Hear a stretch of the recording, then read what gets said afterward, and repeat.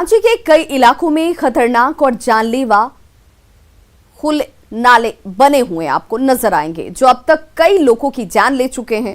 उसके बाद भी सरकार और निगम की नींद नहीं टूटी।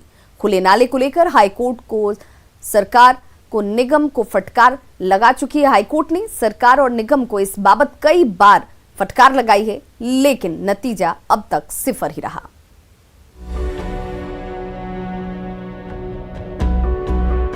राजधानी रांची में कई गहरे और खतरनाक नाले हैं जो खुले हैं। नाले में गिरने के कारण कई लोगों की मौत हो चुकी है। कई लोग हर साल घायल हो जाते हैं।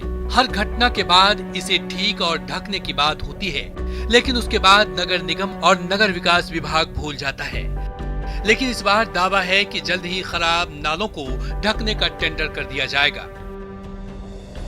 नालों को लेकर जो प्रस्ताव जिसका एस्टीमेट प्रिपेयर किया गया था वो विभाग को भेजा गया था।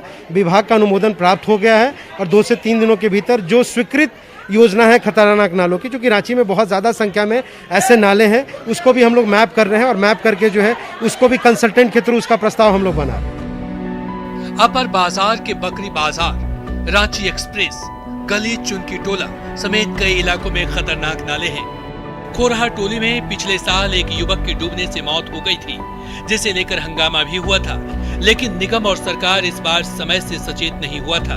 ऐसे में फिर से हादसे की आशंका जताई जा रही है। सैकड़ों खतरनाक नाले ऐसे हैं कि बरसात के दिनों में जल और नाला दोनों बराबर पट जाने के परिणाम स्वरूप लोगों को ये नजर नहीं आता है कौन नाला है और कौन रोड है।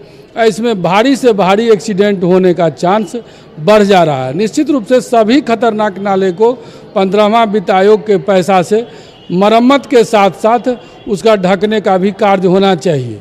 हाईकोर्ट का निर्देश कुछ सीमित नालों के लिए दिया गया है, जिसके संबंध में 5-5.5 करोड़ रुपया का टेंडर भी हुआ है और उस नाला का मरम्मत कार्य और उसको ढकने की भी काम किया जाएगा।